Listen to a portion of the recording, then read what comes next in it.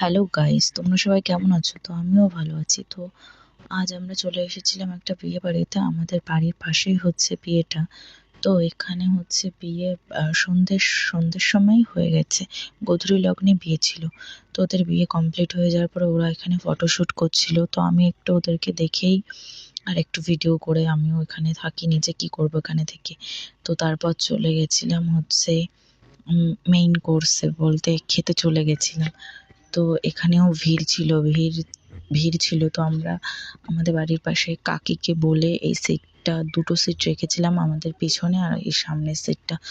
তো তারপরে হচ্ছে রাইস দিয়ে গেছে, তারপরে ঝুরঝুরে আলু ভাজার সাথে ছিল হচ্ছে চিড়ে, দুটো মিক্স করে আলু ভাজা ছিল। তারপর ডাল খেতে না খেতে পাবদা মাছ চলে এসেছে। তো আমি পাবদা আসার পরেও ডাল দিয়েই খাচ্ছি।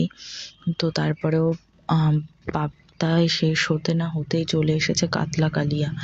তো রান্না বান্না খুব ভালোই হয়েছে। তো কাতলা কালিয়াটা থাকার পরেও সেই পাবদা মাছটাই খাচ্ছি। তো কাতলা কালিয়াটাও খেয়ে দেখলাম সত্যিই ভালো হয়েছে রান্না বান্নাটা। তো তারপরে চলে এসেছে হচ্ছে স্যালাড। তো স্যালাড, তো আমি সেই এখনো কাতলা মাছটাই খাচ্ছিলাম। তো স্যালাড আসার পরে আম, উম, চলে এসেছে চিকেন কষা, বলতে চিকেন। তো চিকেন দিয়েই খেয়ে দেখছি যে চিকেনটাও খুব সুন্দর হয়েছে রান্না। তো আমি পেয়েছিলাম হচ্ছে লেকের দাপনার মাংস।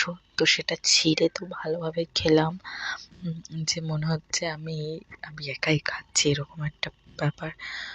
তো তো তারপরে চলে এসেছে হচ্ছে পাঁপড়, চাটনি, মিষ্টিটাও খুবই সুন্দর।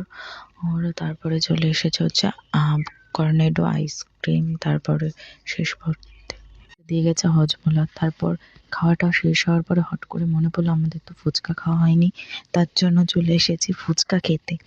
লাস্টে তো ফুচকা ভেবেছিলাম শেষই হয়ে গেছে, তারপরে দেখি না, এসে আবার কাকু লুকানো একটা প্যাকেট বের করলো ফুচকা দেওয়ার জন্য। তা এখানে এসে তো দেখি আরেক কাণ্ড।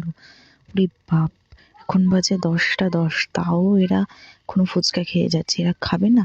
আমি যেরকম খেয়ে এসে ফুচকা খেতে এসেছি, এরা তা না, এরা আগে ফুচকা খাবে তারপরে গিয়ে খাবে।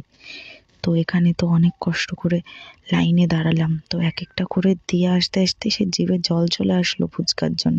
লাস্টে একটা পেলাম, তো আমার বরকে বলছি খাবা, বললো খাবে না, তাই আমি খেয়ে নিলাম। তো তারপরেও সে ফুচকার লাইন ওই দিক থেকে ঘুরে ঘুরে আসতে আসতে মনে হচ্ছে ফুচকা খেয়ে খেয়ে মানে পেটের ভেতরে চলে গেছে। তো ফুচকা আসে না, আর এই পাশে তো একটা আছে, সেই